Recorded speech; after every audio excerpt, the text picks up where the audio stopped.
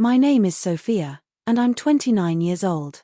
The night my entire life changed started with the turn of a key in a lock that was finally mine. It ended in a silence that was louder than any argument I'd ever had. The scent of fresh paint filled my dream home, a space I had sacrificed for 5 years to finally call my own. Balloons spelling home bobbed on the staircase. The kitchen counters were a feast of my family's favorite foods. My dad's favorite dip, my mom's favorite pie, every detail a plea for them to finally celebrate me. I invited everyone, my parents, my siblings, the whole family. They all said they'd come, but as the hours ticked by, the silence in the house grew into a roar. The food grew cold, my phone remained dark, and the driveway stayed empty. The doorbell never rang.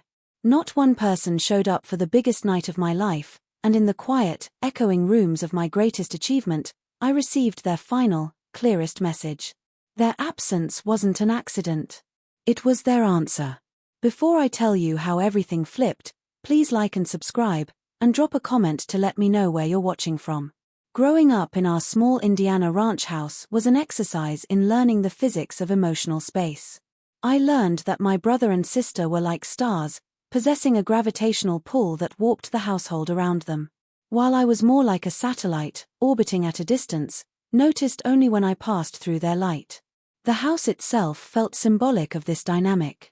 It had 3 bedrooms, but in reality, it felt like it had 2 and a storage closet. My parents had their room, a sanctuary of quiet authority. My brother Mark had his own room, a chaotic kingdom of sports posters and unwashed clothes that was celebrated as a boy being a boy. And then there was the room my sister, Tracy, and I shared, which was less a shared space and more a territory she had conquered. An invisible line, as clear to me as if it were drawn in permanent marker, split the room in 2. Her side was a curated shrine to her own budding genius. My mother had insisted on buying her a proper desk, a delicate, whitewashed wood piece where she could do her creative work. Above it, her wall was a mosaic of achievements, each one framed and precisely hung by my father. There were her charcoal sketches of dramatic, pensive faces, her watercolors of hazy landscapes, and of course, the ever-growing collection of ribbons from her ballet competitions, blue, red, and gold, cascading from her bedpost like a waterfall of validation. My side of the room was comparatively barren. I had a simple bed and a shared dresser where my clothes were crammed into the bottom 2 drawers. My wall was empty, not for lack of trying. When I was 9, I'd taped up a drawing I'd done of the solar system, each planet carefully colored and labeled. I was proud of it. The next day I came home from school to find it gone. When I asked my mom where it went, she waved a dismissive hand. "Oh, honey, it was getting curly at the edges. It looked a little messy next to Tracy's nice frames." Messy. My passion was messy. The arrival of the piano was the moment the family dynamic was cast in stone. Tracy, at age 10, had declared a fleeting interest in learning to play. For my parents, this was a proclamation from on high. Our second car, a beat-up but functional station wagon my dad used for errands, was sold within a week. In its place appeared a towering, polished upright piano that consumed a third of our small living room. It loomed over our family life, a constant, gleaming reminder of Tracy's importance. Mrs. Gable, a stern woman with a permanent look of disappointment, began coming twice a week for Tracy's lessons. My mother would sit on the sofa during these sessions, her hands folded in her lap, a look of profound adoration on her face as Tracy plinked her way through Twinkle, Twinkle, Little Star. "She has a natural ear for it," my mom would say to anyone who would listen, her voice filled with a reverence usually reserved for religious phenomena. The fact that Tracy complained endlessly about practicing and quit a year later was never mentioned. The piano remained, a silent, expensive monument to a whim. That same year, I discovered a passion for science. I spent hours at the library devouring books on astronomy and biology. For the school science fair, I worked for weeks on a project demonstrating the principles of hydroponics. I built a small functioning system out of plastic bottles and tubing and successfully grew a small lettuce plant without soil. I was fascinated by the process, the careful measurements, the miracle of growth. I won second place in the entire school. The prize was a brand new beginner's microscope set. I remember my hands shaking as I accepted it on the school stage. I carried the box home as if it were made of glass. I burst through the front door, my heart a frantic drum against my ribs. Mom, Dad, look what I won. I placed the box on the kitchen table, my voice trembling with the need for their approval. My dad glanced up from his newspaper. What's that? It's a microscope. I won second place in the science fair. He grunted, his eyes already returning to the sports page. That's nice. Don't leave your junk on the table. Dinner's almost ready. Junk. He called it junk. My mother came over and picked up the box, turning it over in her hands as if she wasn't sure what it was for. Well, isn't that interesting, she said, her voice holding the same flat tone she used when commenting on the weather. Just make sure you keep it in your room, Sophia. I don't want little glass slides all over the house. There was no praise for the weeks of work, no curiosity about my project, no celebration of my achievement. My victory was an inconvenience, a piece of clutter to be managed. That night, while Tracy was being praised for finally mastering a simple C scale on the piano, I was in my room setting up my microscope on the floor in my small corner. I felt a familiar cold weight settle in my chest. It was the understanding that my interests were worthless because they were mine. Their love and attention were finite resources, and the budget had already been allocated to my siblings. Mark's allocation was just as generous as Tracy's, though for different reasons. He was the athlete, the all-boy son my father had always wanted. The fact that he was, at best, a mediocre athlete was irrelevant. His life was a series of celebrated efforts. He'd spend an entire baseball season warming the bench, get put in for one inning, and drop a fly ball, and my dad would still boom from the stands, "That's the way to be out there, son." The car rides home would be filled with detailed breakdowns of the game, my dad offering coaching advice, my mom clucking about how handsome he looked in his uniform. His participation was the victory. My high school debate team experience was a stark contrast. I wasn't just a participant. I was good. I loved the intellectual combat, the thrill of dismantling an opponent's argument with logic and evidence. It was a skill, something I had to work for, honing my speeches late into the night. When our team fought our way to the state finals in my junior year, it felt like the culmination of everything I'd worked for. The competition was held in the state capital, a 2-hour drive away. It was an all-day Saturday event. I presented the information at the dinner table a week before, my hands clutching the permission slip. The state debate finals are next Saturday, I announced, trying to keep my voice steady. I'm the final speaker for our team. It would mean so much to me if you could come. My father didn't even look up from his plate. Saturday? Can't. Mark's got a double-header. Pre-season scrimmage. The word scrimmage felt like a physical blow. It was a practice game. It didn't count for anything. It was objectively, provably less important than a state final.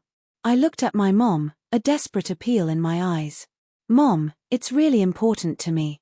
She reached over and patted my hand, a gesture that was meant to be comforting, but felt deeply condescending. "Oh, sweetie, you know how these things are. Your father and I are Mark's biggest fans.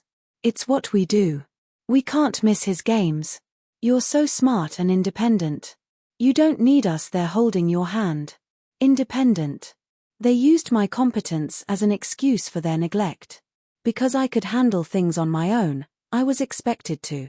I didn't cry or argue. I had learned long ago that it was pointless. It would only lead to me being labeled dramatic or sensitive. I just nodded and quietly finished my dinner. The food tasteless in my mouth. I went to the state finals with my coach. I delivered the closing argument, my voice ringing with a conviction fueled by anger and hurt, and we won.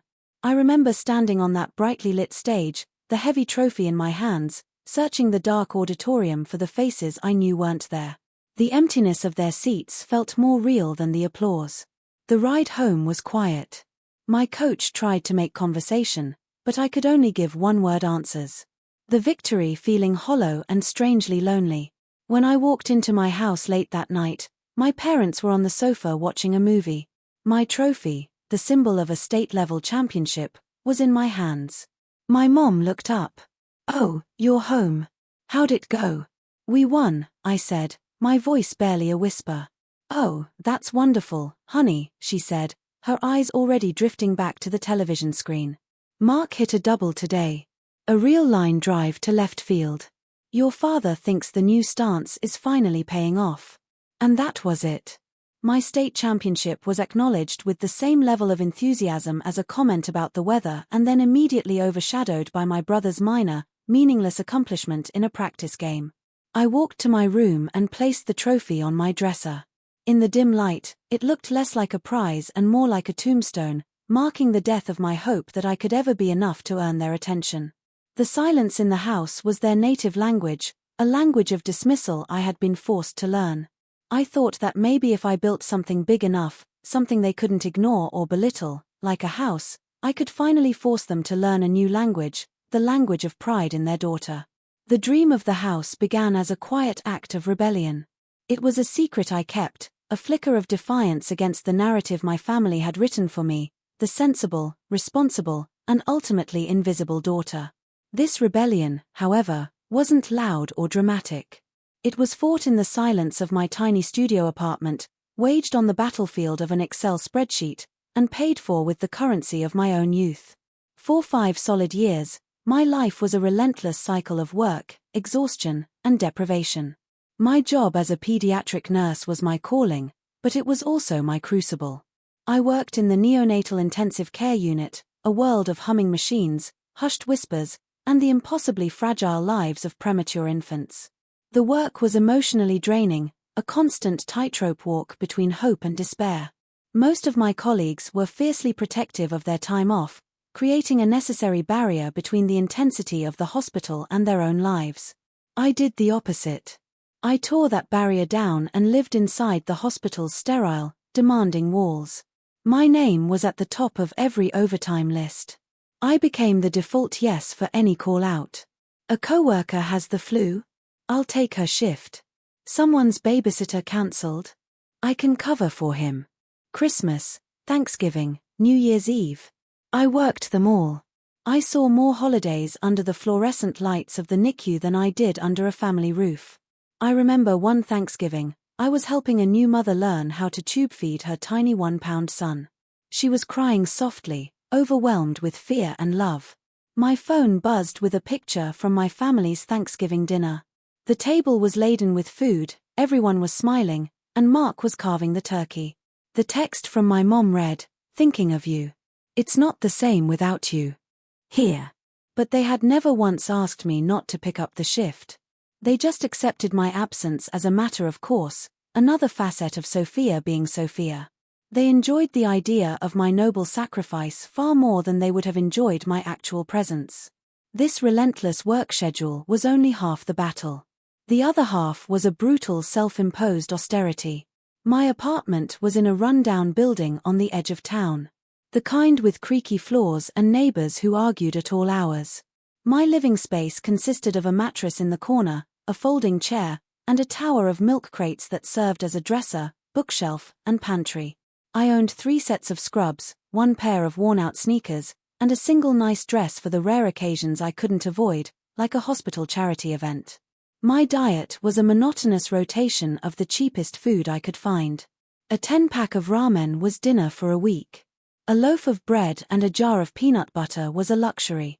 I became an expert at identifying the days when the hospital cafeteria had a surplus of bagels they'd leave in the break room.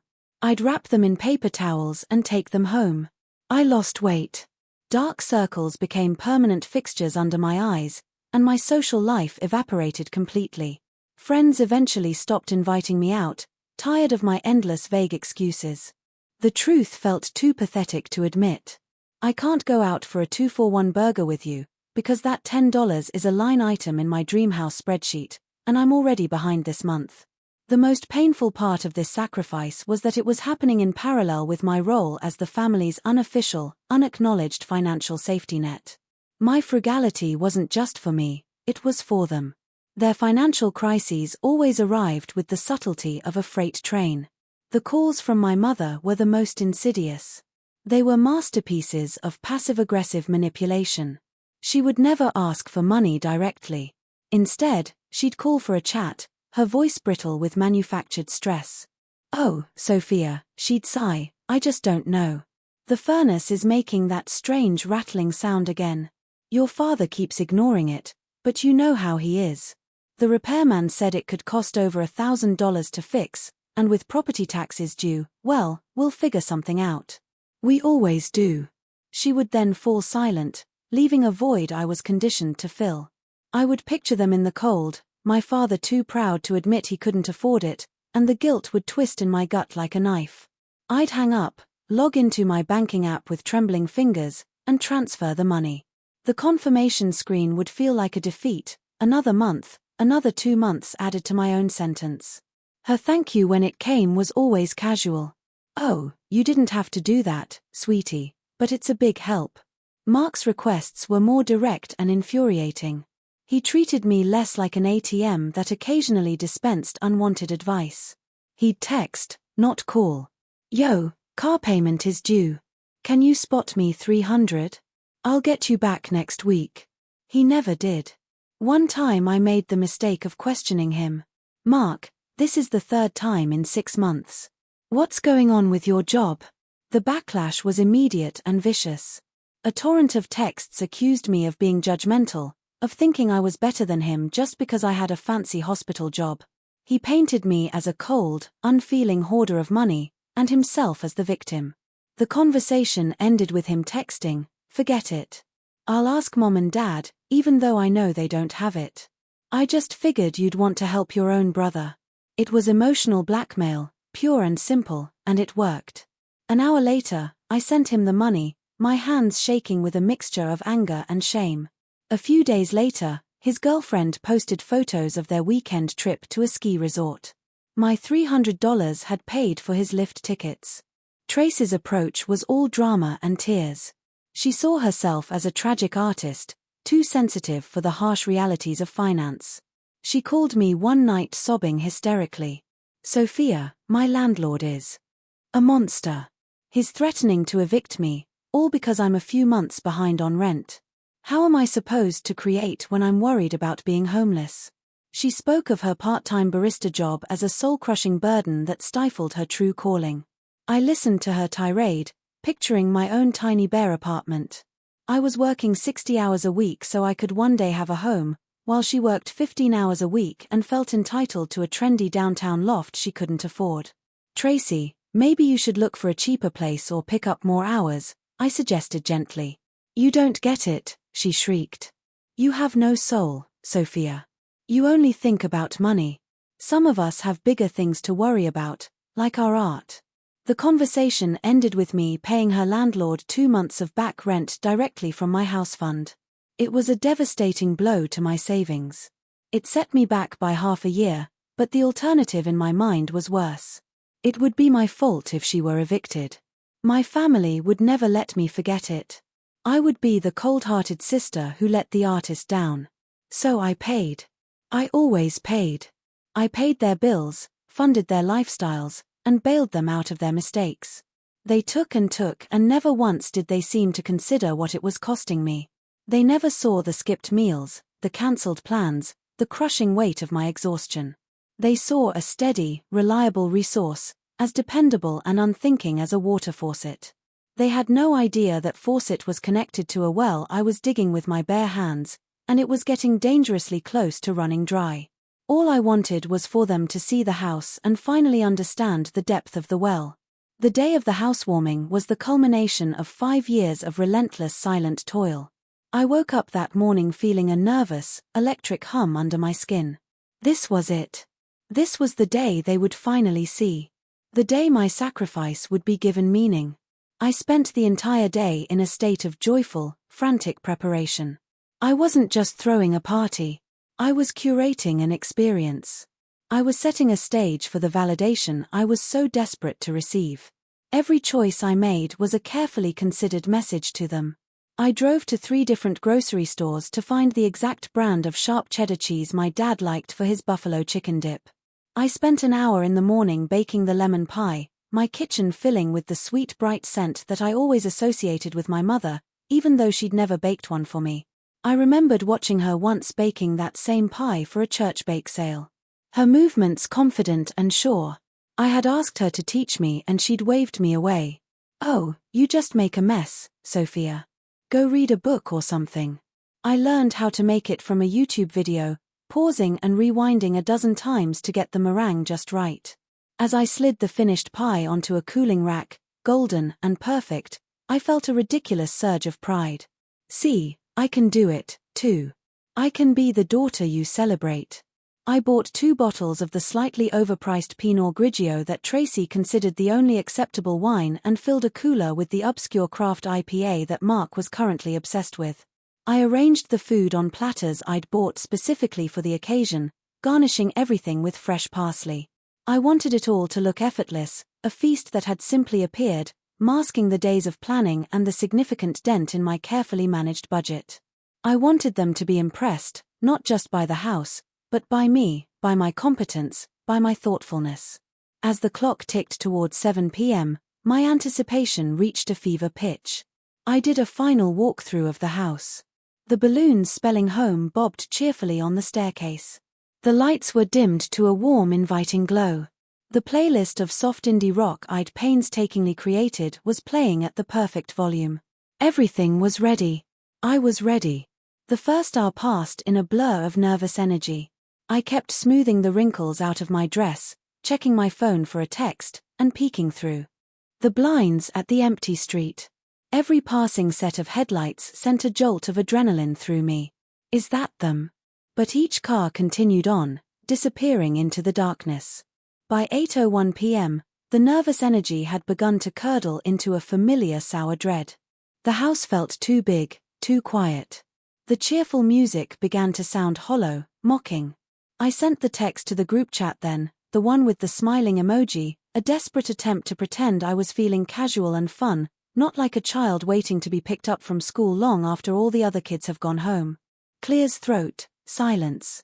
Not a single reply. I started pacing, walking a frantic loop from the living room to the kitchen and back again.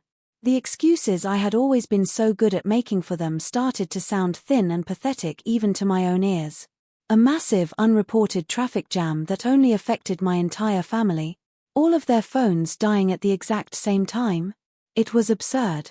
The truth was a cold, heavy stone in the pit of my stomach. They had forgotten. Or worse, they hadn't forgotten. They just hadn't cared enough to come. At 8:45, I couldn't stand the sight of the untouched feast anymore. I started pulling cling wrap over the platters of food. My movements jerky and angry. The cheese was starting to sweat. The dip was forming a skin. The beautiful meal I had constructed as a tribute to them was slowly spoiling, a perfect metaphor for my hope. I sank onto the sofa, the silence of the house pressing in on me from all sides. It felt heavier than just an absence of sound. It was an active presence, a thick suffocating blanket of their indifference. I thought about all the times I had dropped everything for them, the time I left work in the middle of a shift because Tracy called having a panic attack over a fight with her boyfriend, the time I drove 2 hours in a snowstorm to help my dad fix a burst pipe because he refused to call a plumber, the countless times I had rearranged my life, my budget, my needs to accommodate theirs. I had always shown up. At 9:47, the buzz of my phone on the sofa cushion felt like a small explosion in the quiet room. My heart gave a painful, stupid lurch. It was a message in the group chat from Tracy. I fumbled for the phone, my hands shaking. Maybe it was an apology, a crazy story about a fender bender or a family emergency, something, anything to explain away the gaping hole of their absence. I read the 5 words, busy tonight. Maybe next time. The air left my lungs in a painful rush. It was as if I'd been punched in the stomach. The words were so casual, so breezy, so utterly devoid of apology or awareness. It was a death by 1,000 paper cuts, and this was the final deepest slice. Busy. The word was an insult. It was a lie. They weren't busy. I just wasn't the priority. My life's greatest achievement was less important than whatever else they had decided to do on a Saturday night. Watching TV, going to a movie, anything. Maybe next time. The lie they used to keep me hoping, to ensure I'd still be there the next time they needed something. It was a tranquilizer dart, meant to soothe the immediate hurt and prevent any real confrontation, but it didn't work. Not anymore. A wave of something I had never felt before washed over me. It wasn't just sadness or disappointment. It was a cold, clear, crystalline rage. It was the anger of a lifetime of being dismissed, of being used, of being made to feel small. I stood up, my body feeling strangely light. I walked into the kitchen, my movements calm and deliberate. I opened the trash can. I picked up the beautiful lemon meringue pie, the one I had poured so much pathetic hope into, and I didn't just drop it in. I slammed it down. The ceramic pie plate shattered. A sharp, satisfying crack that was the first real sound in the house for hours. Meringue and lemon curd splattered against the inside of the bin. It was a mess, a ruined, ugly mess, and it was the most honest thing that had happened all night. The shattered pie plate in the bottom of my trash can felt like a final punctuation mark on a story I had been telling myself for 29 years. The story was a fantasy, a carefully constructed narrative in which I was the unsung hero, the quiet pillar of the family, and one day my unwavering loyalty and love would finally be recognized. That night, standing in the deafening silence of my beautiful empty home, I was forced to admit that the story was a lie. This wasn't a sudden betrayal. It was the result of a pattern, a deeply ingrained history of their absence that I had chosen over and over again to ignore. My mind, unbidden, replayed a slideshow of my life's most significant moments. Each one tainted by the same brand of casual neglect. The first and most vivid image was my college graduation. I could feel the humid May air on my skin, the slightly too large cap slipping on my head. I had earned a degree in nursing, graduating with honors. I'd worked my way through school, juggling classes and clinicals with a part-time waitressing job, determined to be a financial burden to no one. As I walked across the stage to receive my diploma, I scanned the vast crowd in the amphitheater, my eyes searching for them. I found them. My dad checking his watch, my mom whispering something to him, a look of boredom on her face. They looked like people waiting for a bus, not parents witnessing a milestone. After the ceremony, amidst the joyful chaos of cheering families and popping champagne corks, I found them near the exit. My mom gave me a brief airy hug. "We're so proud of you, sweetie. You looked so serious up there." Before I could even respond, my dad clapped his hands together. "All right, we've got to hit the road. Mark's team made the playoffs and the game is clear across the state. If we leave now, we can just make it for the first pitch." I stood there, clutching my diploma in its cardboard folder, and watched them turn and walk away. They were buzzing with an energy and excitement that had been completely absent during my ceremony. Mark's baseball game, another of his many athletic endeavors that would ultimately lead nowhere, was the real event of the day. My 4 years of hard work was just the opening act they had to sit through. They didn't offer to take me to dinner. They didn't buy me a celebratory gift. They didn't even take a single photograph. I have no pictures with my family from my college graduation. Later that night, alone in my now empty dorm room, surrounded by packing boxes, I got a text from my dad. It was a blurry photo of a scoreboard. Mark's team had won. "What a game," the text read. I deleted it without replying. The memory shifted and I was younger, standing in the sterile beige hallway hospital. I was 23 and I had just been rushed into emergency surgery for appendicitis. The pain had been blinding and the fear had been a cold knot in my stomach. From the gurney in the ER, just before they gave me the anesthesia, I had called my mom. Her voice was distracted, distant. "Oh my goodness, Sophia, that sounds awful. Listen, I'm in the middle of something right now. Tracy just broke up with her boyfriend, again, and she's a complete wreck. I really need to be here for her. You're in good hands there. The doctors are wonderful. Call me when you're out of surgery." She didn't come. No one did. I woke up alone in the recovery room, a raw, searing pain in my side and a deeper, colder ache in my heart. For the next 2 days, I lay in that hospital bed, watching the families of other patients come and go with flowers and magazines and comforting words. The nurses would come in and ask with cheerful professionalism, "Any visitors today?" and I would have to shake my head, the shame burning in my cheeks. On the day I was discharged, A nurse asked if my ride was on the way. I had to admit that I didn't have one. I called my mom. "Oh, you're getting out today? That's great news, honey," she'd said. "We can't come get you though. Mark borrowed the car to go see some concert with his friends. You'll have to get a cab." I remember every detail of that taxi ride home. The way every bump in the road sent a jolt of agony through my abdomen, the way the cab driver kept looking at me in the rearview mirror with pity in his eyes. I had to pay him with a credit card because I didn't have enough cash, and I remember feeling humiliated. I struggled up the 3 flights of stairs to my apartment, pausing on each landing to catch my breath, my body shaking with pain and weakness. When I finally got inside and shut the door, I slid to the floor and sobbed, not from the physical pain, but from the crushing weight of the realization that my own well-being was, at best, an inconvenience to them. This history of absence wasn't just confined to major events. It was woven into the very fabric of my daily life. When I got my first nursing job, the one I had worked so hard for, I called them, my voice brimming with pride. My father's response was a grunt. "Well, don't expect it to be easy. That's a tough job. You'll probably burn out in a year." My mother's was a backhanded compliment. "That's nice, dear. At least you'll have a steady paycheck. You won't have to worry about money so much." They didn't see my success. They saw a problem averted. My stability meant they wouldn't have to worry about me, freeing up more emotional and financial resources for Tracy and Mark. There were countless smaller cuts. The birthdays they forgot until a late-night phone call. The time I was nominated for a Nursing Excellence Award at my hospital. And when I told them, Tracy immediately changed the subject to complain about her art professor.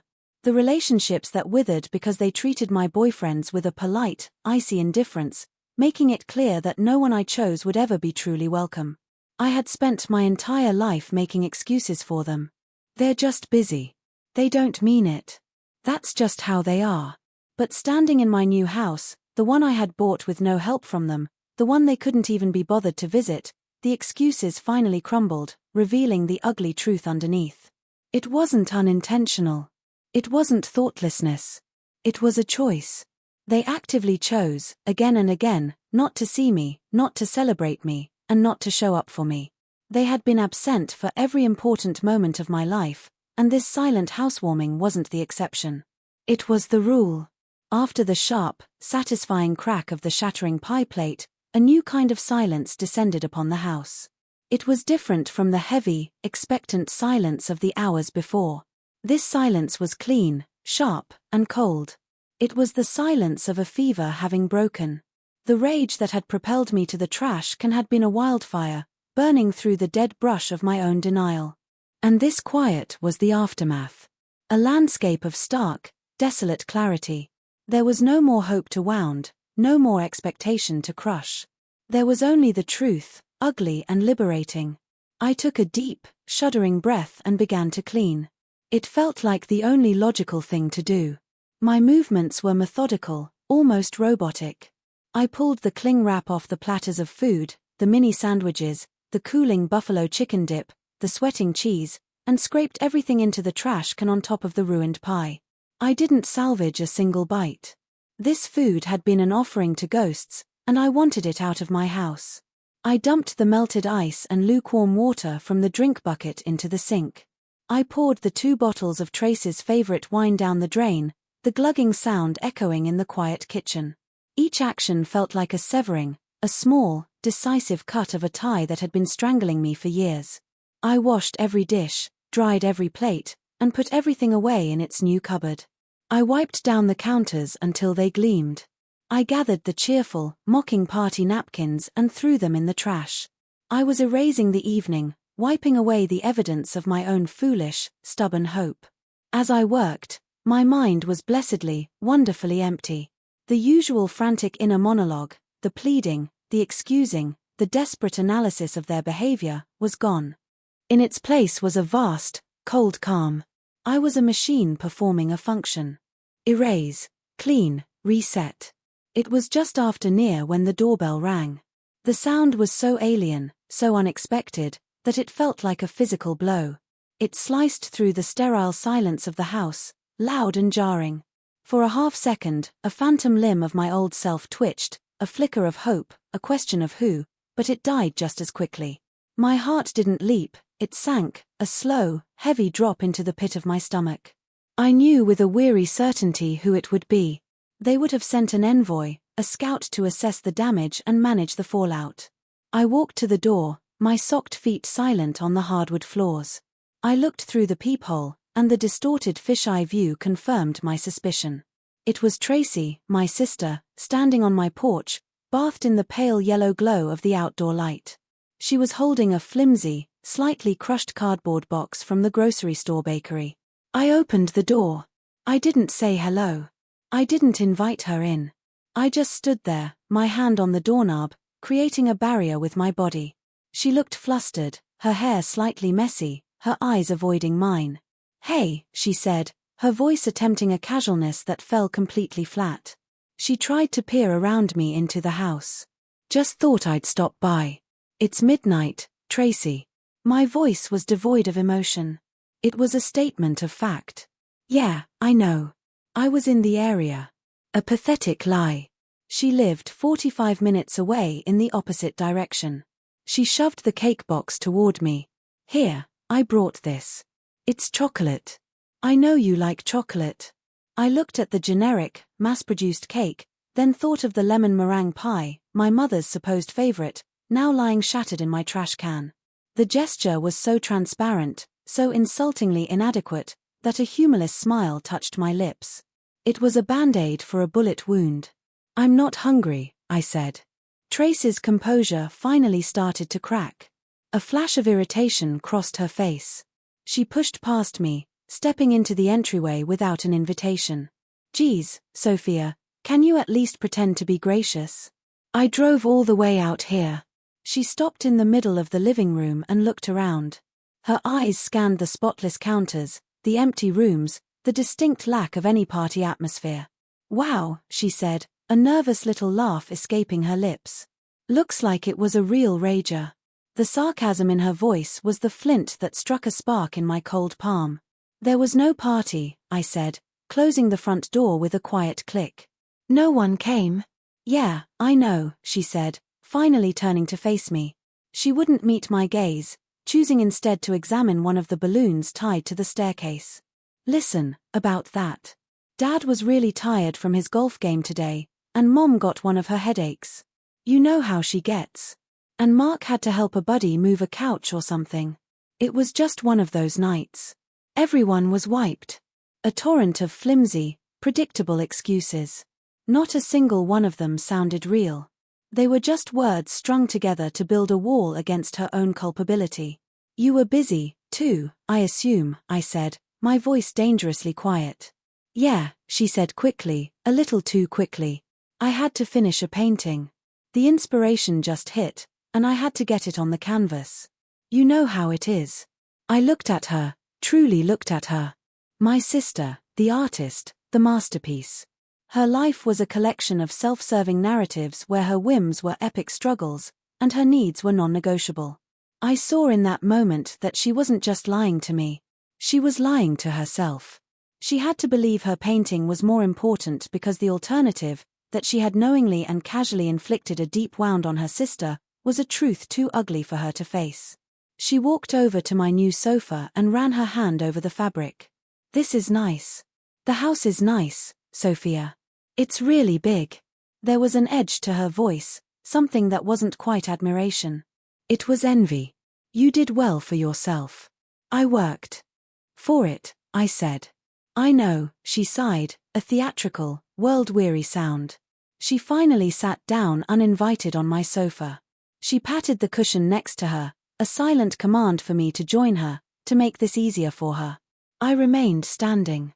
"Listen, Sophia," she began, launching into what was clearly the pre-rehearsed speech. "Mom felt bad that no one could make it. She's the one who told me to bring the cake. We just want you to know we're happy for you. We are. But you can't take things so personally." There it was, the core of their defense.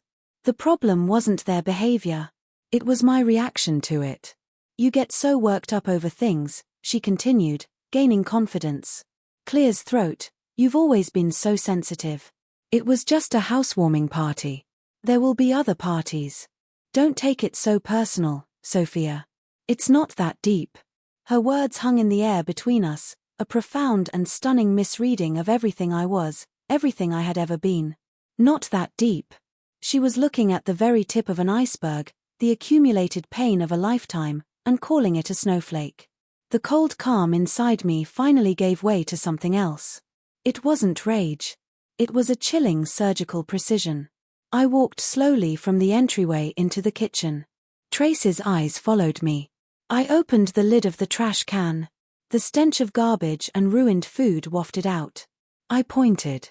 "What is that?" she asked, her nose wrinkling in disgust. "That," I said, my voice as level and sharp as a blade, "is a lemon meringue pie. The one Mom always said was her favorite. I spent the morning making it for her from scratch. It's in there next to your dad's dip and Mark's beer and the wine I bought for you. That is how deep it is, Tracy." I let the lid slam shut. I turned back to face her, and for the first time she looked truly uncomfortable, cornered. "This isn't about a party," I continued, my voice low, but carrying to every corner of the silent house. "This is about my college graduation, when you all left to go to Mark's baseball game. It's about the 2 days I spent alone in the hospital after surgery because you had a boyfriend crisis. It's about every award I ever won that was ignored, every birthday you forgot, every time I desperately needed you and you were all busy." Tears started to well in my eyes, but they were not tears of sadness. They were hot tears of fury, of a truth finally being spoken aloud. "You stand there in my house, the house I worked 60-hour weeks for, the house I paid for while I was also paying your rent and Mark's car insurance and Mom and Dad's bills, and you dare to tell me it's not that deep?" I took a step closer, my whole body trembling. "No, Tracy, you're wrong. It's deeper than you could ever possibly admit because admitting it would mean you'd have to look at the part you play. You get to be the celebrated artist and Mark gets to be the golden boy because I was the one holding everything up. I was the foundation you all built your lives on, and you can't celebrate my success because this house proves that I don't need you. But the terrifying truth, the really deep truth, is that you all still need me." Silence. Tracy's face was pale, her mouth slightly agape. She looked like I had slapped her. The self-serving narrative had been shattered, and she was utterly lost without it. She stood up, her movements stiff. "You're being crazy," she whispered, her voice shaking. "You're hysterical." "No," I said, my voice dropping back to that chilling calm. "I'm finally being honest, and I think you should leave now." She didn't argue. She scurried to the door like a frightened mouse. She fumbled with the knob for a second, then pulled it open and practically ran out onto the porch. She didn't look back. She had left the cheap grocery store cake on my pristine kitchen counter. I picked up the box, walked to the front door, opened it, and placed it on the doormat outside. Then I closed the door, locked the deadbolt, and leaned against it, my heart hammering against my ribs. The visit wasn't an apology. It was a confirmation they would never understand. And for the first time I understood that I didn't need them to. I didn't sleep that night. I sat on the sofa in the dark, watching the blackness outside my windows slowly soften into the bruised purple of pre-dawn. The confrontation with Tracy had drained the last of my adrenaline, leaving behind a profound and unnerving stillness. The house was quiet again, but the silence had transformed once more. It was no longer the silence of neglect or the silence of rage. It was the silence of sovereignty. It was the sound of a space that was entirely, unequivocally mine. As the first rays of sun streamed through the living room window, illuminating the dust motes dancing in the air, a sense of resolve settled over me. It was as clear and solid as a block of ice in my chest. The pain of the last 29 years was not something that could be fixed with a conversation or a half-hearted apology cake. It was a systemic rot, a foundational flaw in the architecture of my family. You can't fix a cracked foundation. You can only build a new structure on solid ground. And that solid ground had to be here, inside the walls of this house, inside the borders of my own life. I made a pot of coffee, the bitter dark aroma filling the kitchen. As I sipped it, I took out my phone. My thumb hovered over the family group chat icon, the one that had been the source of so much anxiety and disappointment. 4 years, I had watched that chat, waiting for a scrap of validation, a mention of my name that wasn't attached to a request for money. I opened it and read the last message. Tracy's breezy, busy tonight. Maybe next time. My finger moved to the top of the screen. I tapped the button that said, Leave conversation. A small notification popped up. You have left the group. It was anticlimactic and monumentally significant all at once. 1 down. Next, I went to my contacts. Mom, Dad, Mark, Tracy. One by one, I opened their contact information and hit block. The action was swift, digital, and ruthless. There would be no more manipulative phone calls, no more demanding texts. I was cutting off their access to me, cauterizing the wound. I then opened my social media apps and did the same, methodically unfollowing and blocking each of them. And then, for good measure, my aunts and cousins, who I knew would only act as their spies. Each click was a brick being laid in a new wall, a wall they would not be permitted to cross. This digital purge felt good, but it also felt insufficient. It was invisible. I needed a physical manifestation of this new reality, a clear and undeniable statement that things had changed forever. I went out to the garage, where the empty moving boxes were still stacked against a wall. I found a large, sturdy cardboard box that had once held a microwave. Using a utility knife, I cut out a clean, rectangular piece. I found a thick, black permanent marker. I knelt on the cold concrete floor of the garage, the cardboard spread out before me like a fresh canvas. I thought for a long time about what to write. I didn't want it to be emotional or explanatory. I didn't want it to invite a conversation. It needed to be a declaration, a new law. I wrote the words in big, clear block letters. The marker squeaked against the cardboard, a resolute sound in the quiet garage. First line, no family discounts. This was for the years of financial support, the unspoken assumption that my money was their money. That chapter was closed. I was not their bank, not their safety net, not their ATM. Second line, no family visits. This was for the empty housewarming, for the graduation, for the hospital stay. My home was not a public space they could choose to grace with their presence whenever it was convenient. It was a private sanctuary, and their visiting privileges had been permanently and irrevocably revoked. Third line, no exceptions. This was the most important part. It was the lock on the door. It was for the future me, the me who might feel a pang of guilt on a holiday, the me who might be tempted to soften when faced with a manufactured crisis, or a tearful, manipulative plea. This was a promise to myself that I would not break. I took a roll of heavy-duty packing tape and marched out the front door. My house was on a quiet suburban street with a small neat front yard and a white picket fence with a gate at the entrance to the walkway. It was the fence I had fallen in love with, the quintessential symbol of a perfect happy home.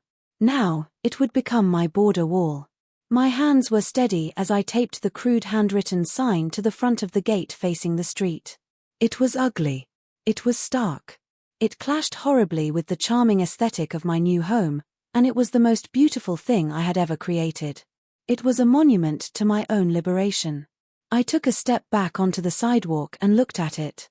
The bold black letters on the brown cardboard were an unmissable statement. This property is under new management. I took out my phone again. I hesitated for only a moment. Part of me, the old conditioned part, screamed that this was a terrible, shameful thing to do, that I was airing my dirty laundry for the world to see. Then I thought of Tracy accusing me of being dramatic. Fine, I thought, I'll give you dramatic. But this wasn't drama for drama's sake. This was survival. I took a clear photo.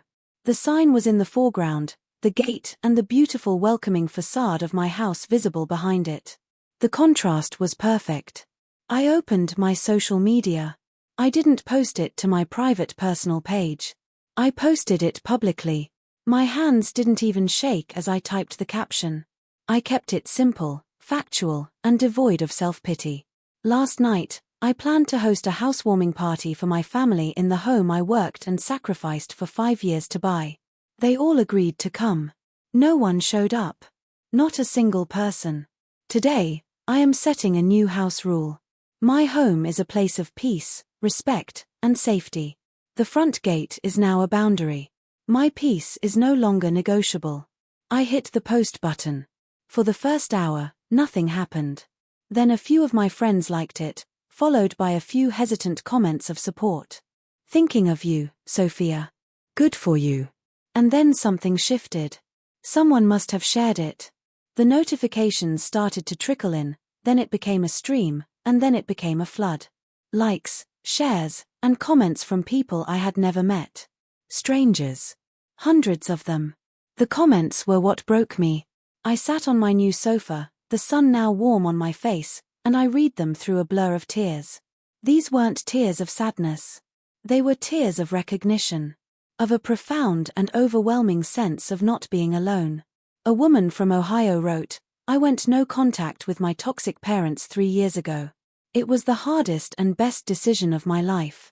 Your real life starts now. So proud of you, stranger." A man from California. That sign is a masterpiece. Boundaries don't make you a bad person. They make you a person who respects yourself. Welcome to the first day of your real life. Story after story poured in. People who had been overlooked for a golden child sibling. People who had been used as a family ATM. People whose greatest achievements had been met with silence. They shared their own pain, their own struggles, and their own moments of finally saying no more. They were validating my entire life experience. An experience my own family had spent decades telling me I was imagining, that I was too sensitive, that it wasn't that deep. The balloons on the staircase that spelled home suddenly seemed flimsy and childish. The cardboard sign on the gate was the real statement. For the first time I didn't feel like a victim. I felt like a survivor who was finally telling her story. And for the first time, people were listening. The likes climbed into the thousands. The empty silent house from the night before was suddenly filled with the voices of 1,000 strangers. All of them telling me the same thing. We see you. We hear you. You are not wrong. The wave of online support was a healing balm. A validation I had craved for my entire life. But I knew it wouldn't last. A public declaration of independence is, to a toxic family system, a declaration of war. I spent the next day in a state of anxious calm, waiting for the inevitable counterattack. It came on Monday morning. It started with a phone call from a number I didn't recognize. I hesitated, then answered, putting the phone on speaker. "Eleanor Catherine, you had better have a good explanation for this." It was my mother's voice, but it was a version I had rarely heard before. The usual tone of manipulative softness was gone, replaced by a shrill, steely fury. An explanation for what? I asked, my own voice calm. I was surprised at how steady I sounded. The validation from hundreds of strangers had forged a new spine within me. "Don't you play dumb with me," she shrieked, her voice cracking. This thing you posted online. The sign.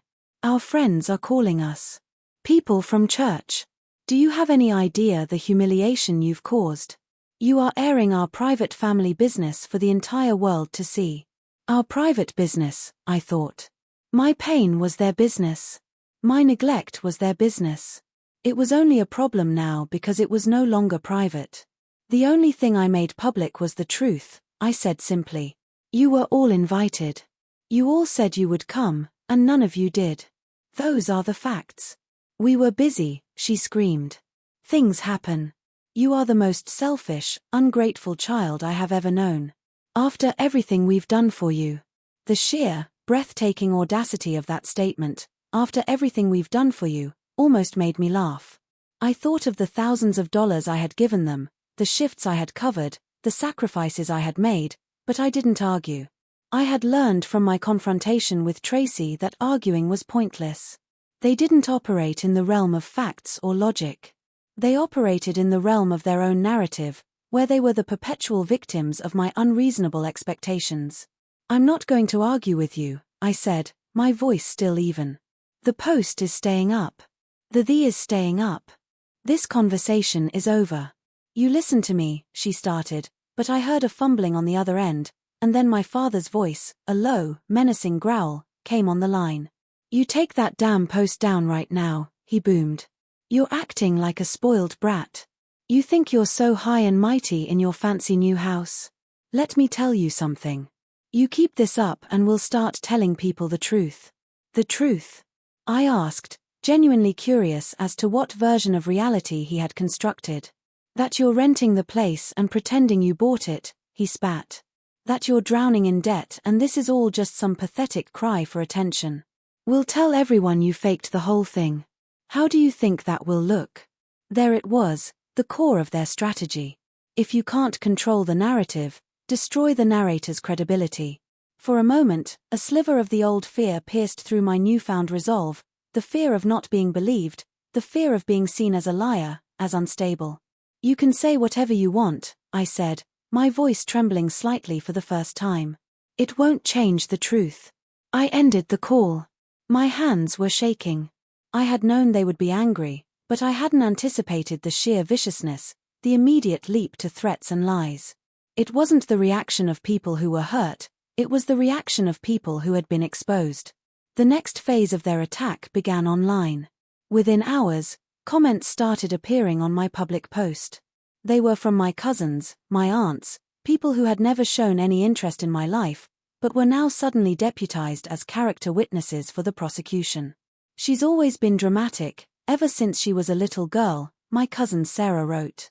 "She twists things to make herself look like the victim," my Aunt Carol chimed in. "I heard she's in way over her head with that mortgage.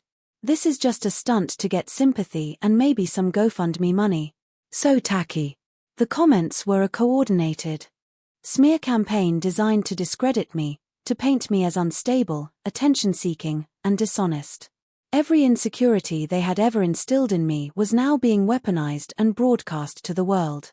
For a few hours, it worked. I curled up on my sofa, my phone clutched in my hand, and felt the familiar crushing weight of their collective disapproval. I felt the shame they wanted me to feel. "Maybe they're right," a small, terrified voice whispered in my head. "Maybe I am just being dramatic." But then, I looked around my living room. I saw the solid walls, the gleaming floors. I thought of the years of work, the bone-deep exhaustion, the relentless saving. This was real. My sacrifice was real. Their neglect was real. And their lies were not going to erase my truth. The anger returned, cold and clear. They had threatened to lie about my home. They wanted to take my greatest achievement and turn it into a symbol of my dishonesty. I would not let them. I went to the heavy-duty file box where I kept my important documents. My hands were steady now. I pulled out the thick folder from the closing. I spread the documents out on my new dining room table. The deed, with my name printed in clear, bold type. The final closing statement with the purchase price and all the figures meticulously laid out.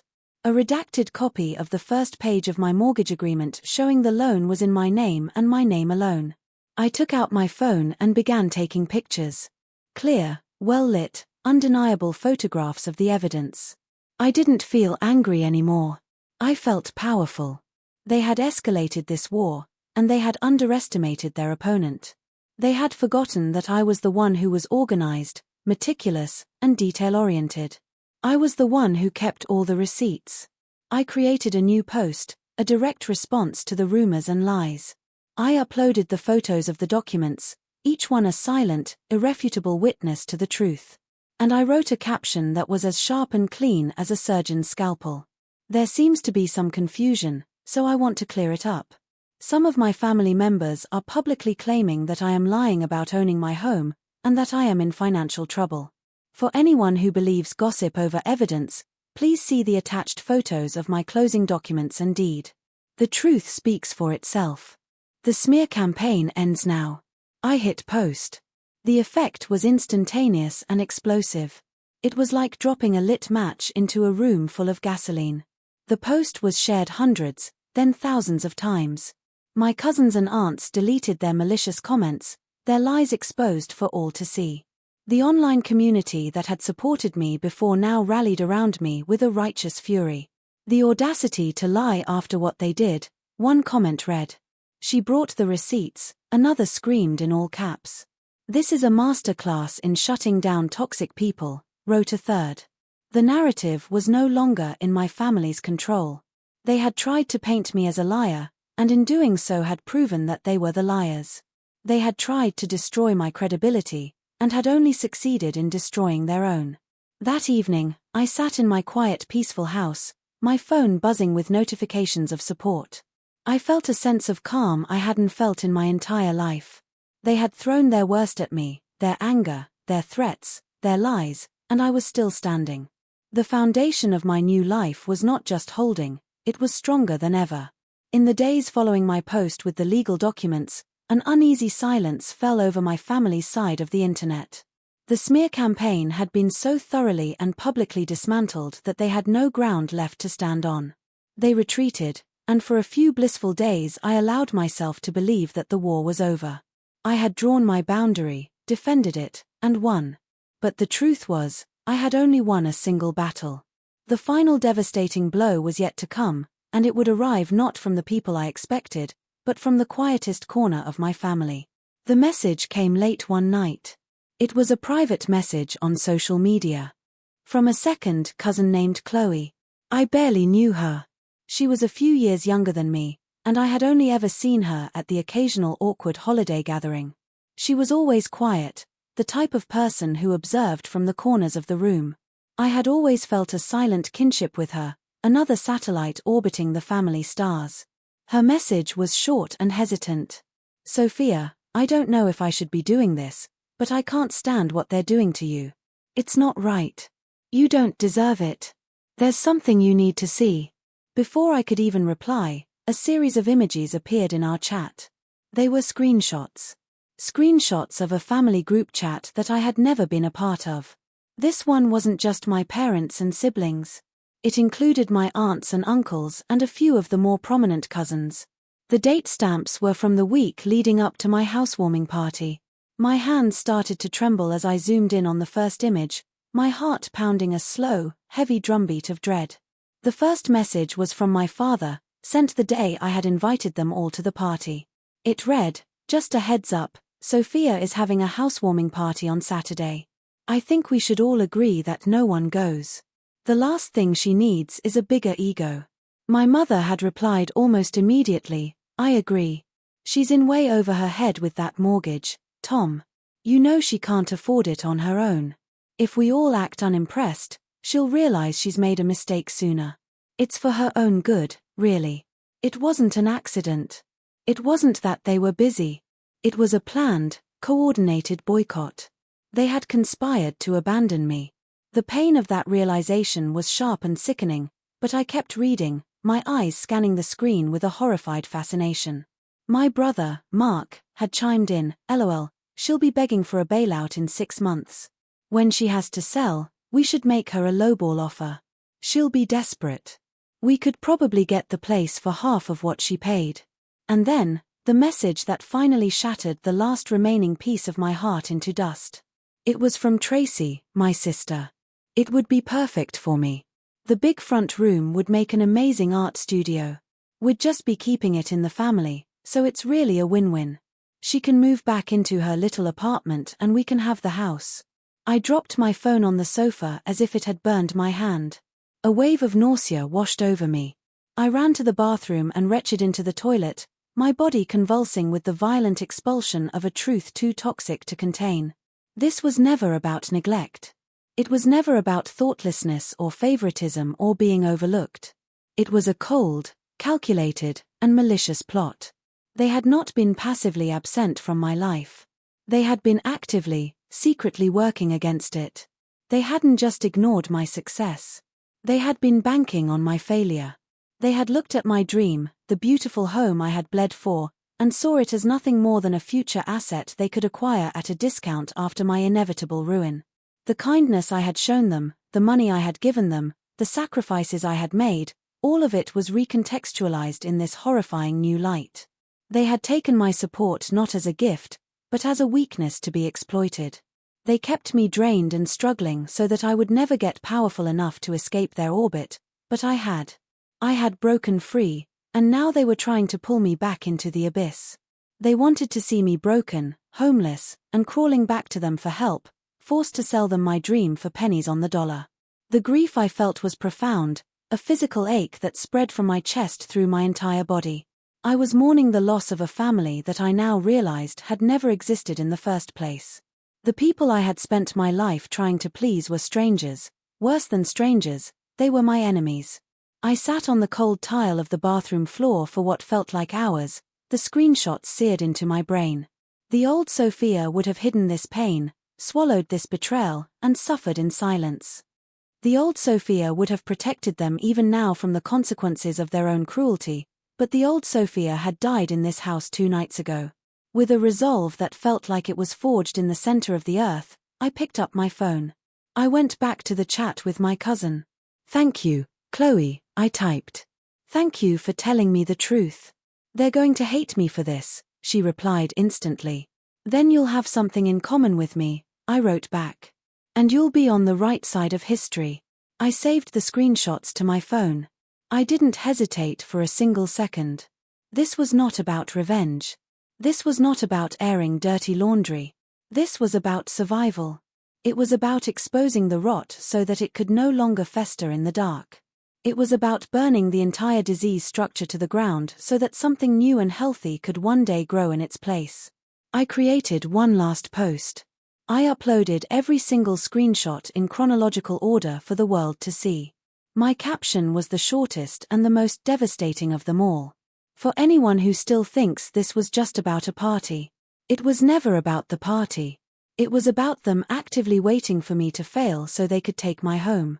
This is why I set boundaries. Imagine rooting against your own blood. I don't have to imagine it anymore. I hit post and then for the first time in my life I turned my phone off.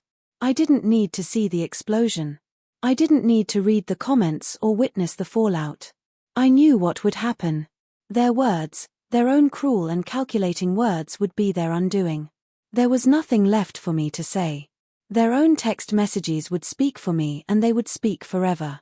The act of turning off my phone was a profound liberation. It was a conscious choice to step away from the noise, the drama, the impending nuclear fallout of my final post. For 29 years my life had been dictated by the buzzing and pinging of that device. A summons from my mother, a demand from my brother, a crisis with my sister. By pressing that single button, I was choosing silence on my own terms. Not the painful, lonely silence of their neglect, but a chosen peaceful silence of sanctuary. In the weeks that followed, I lived as if I were in a cocoon. I didn't turn my phone back on. I unplugged my router. I existed entirely within the 4 walls of my home, and for the first time it began to feel truly like one. The house was no longer a stage for a family drama or a monument to my sacrifice. It was simply my space, and I began the slow, quiet work of reclaiming it. I unpacked the last of the moving boxes, the ones I had labeled memories. Inside were the remnants of my childhood, a few faded photographs, the second-place medal from the science fair, a collection of sketchbooks filled with my messy drawings. I didn't feel the familiar pang of sadness looking at them. Instead, I felt a detached sense of archaeology, as if I were examining the artifacts of a life that belonged to someone else. I took the single-framed photo I had of my family and I, taken at a department store studio when I was 10, and I buried it at the bottom of the box. I sealed the box with tape and carried it to the garage. The support I had seen online began to manifest in the real world, tangible proof that kindness existed outside of the twisted ecosystem I had escaped. One morning, I opened my front door to find a pot of vibrant yellow chrysanthemums on my porch. Tucked into the soil was a small handwritten card. "Welcome to the neighborhood. We're glad you're here. From the Millers at number 42. I had never even met the Millers. Tears welled in my eyes as I carried the heavy pot inside and placed it in the sunniest window in my living room. It was the first truly unconditional gift I had ever received. A few days later, an elderly woman from across the street knocked on my door. She held out a casserole dish covered in aluminum foil.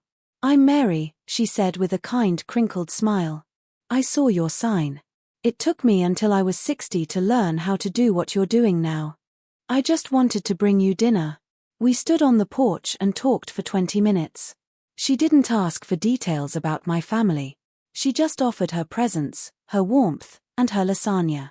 Letters began to arrive, forwarded from a P.O. box a supporter had set up for me after my address was leaked online. They came from all over the country, women and men sharing their own stories of escaping toxic families, of finding peace in the aftermath of a painful separation. They sent me small gifts, a handmade bookmark, a packet of wildflower seeds, a book of poetry. They were letters from a tribe I never knew I had. I bought a beautiful wooden box and kept them all inside, a collection of testimonials to the resilience of the human spirit. Slowly, I began to fill my house with my own life. I painted the living room a calming shade of sage green, a color my mother had always called drab.